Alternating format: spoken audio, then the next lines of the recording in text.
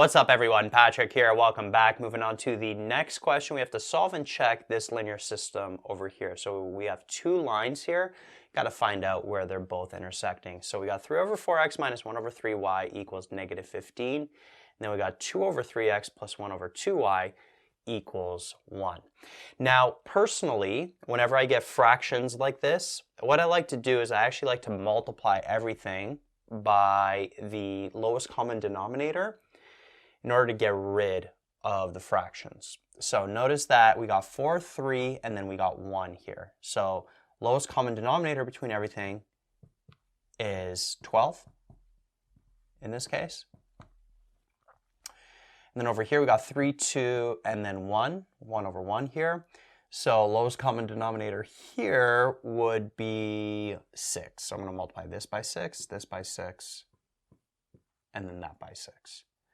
So notice 12 times 3 over 4, 4 goes into 12 3 times, and then 3 times 3, that's 9, minus 1 over 3 times 12 is 4, and we got the y there. And then we got 12 times negative 15, which would give us negative 180, like that. So this original equation and this equation, they're the exact same thing. They're just in a different format. I just feel like this one is nicer to work with. I like working with whole numbers if possible. So over here, I'm going to multiply everything by 6. 2 over 3 times 6, that would give us 4. This would be 3. And then 6 times 1 would give us 6, like that.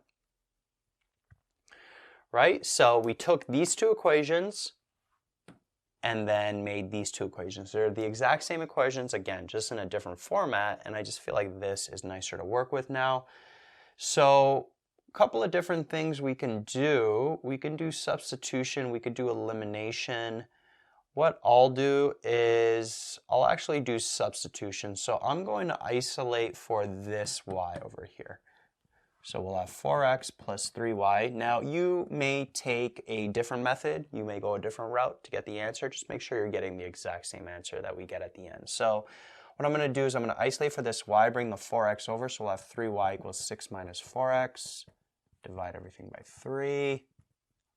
Y equals 2 minus 4 over 3x. So I'm going to take this expression for y and then plug it in for this y over here. So I'm going to erase this, give myself some room here. So we'll have 9x minus 4, and then for this y, because we isolated for the y here, we got to take that, plug it into the other equation. So we'll have 2 minus 4 over 3x equals negative 180, like that. And so what's going to happen now is we could distribute, so we'll have 9x minus 8 plus 16 over 3x equals negative 180, like that. And then I'm going to bring the negative 8 over, so negative 180 plus 8, right? The sign changes would give us negative 172. And then we'll have 9x plus 16 over 3x. Now the 9, that's over 1 to get a common denominator here. Change it to 27 over 9. And then 27, 27 over 3. Right? This 9 here. This is over 1. Multiply this by 3. Multiply the top by 3. 27 over 3 is the same as 9. Common denominator to make one expression here. So 27 plus 16, that would give us 43x, or 43 over 3x. Then we'll have negative 172, this is like over 1. So now divide both sides by 43 over 3. Right, so lots of algebra going on here. And now, to continue this, what we can do is these cancel out, so we get the x by itself, and then we'll have negative 172 over 1 divided by 43 over 3. That's like multiplying it by 3 over 43. And then this 43 goes into negative 172. If you divide those, it goes in 4 times. And negative 4 times 3 would give us negative 12. Right? So it was kind of hectic to get that. You could have also maybe done elimination. Now that I think about it, I may have done that instead. Perhaps maybe multiplied this by 3 and then this by 4 to get rid of the y's. Maybe that would have been easier. So then we wouldn't have to deal with these fractions, but I just went the substitution way. All right, so negative 12 is the answer for x, and then to get the answer for y, we would just plug into one of the original equations. Let's plug it into this one. So we would have 4 times negative 12 plus 3y equals 6. Negative 48 plus 3y equals 6. Bring this over. 3y equals 54. Divide both sides by 3. Y would end up being 18. So the answer is negative 12 and 18. That's the point of intersection for both of these lines. And then if we were to check our answer, what we have to do is we got to take these solutions and we got to plug them into the original equation. So I'm going to write out the original equation here, the first one.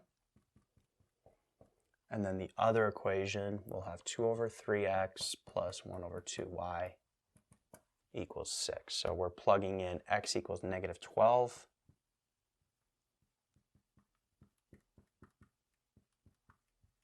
And then 18 for y. And then same thing over here. Plugging in negative 12 for x, and then 18 for y. And then if it's the correct answer, the left side should equal the right side. So this would end up being 3 over 4 times negative 12 is negative 9, negative 6. Notice we do indeed end up getting negative 15 on both sides. 2 over 3 times negative 12 would give us negative 8.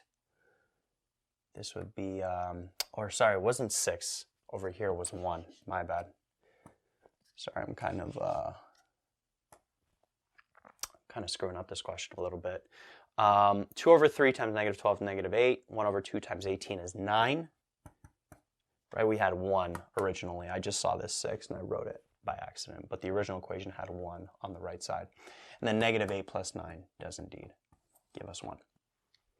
Right, so pretty hectic question, but notice that the 2 checks do pan out. Final answer is negative 12 and 18.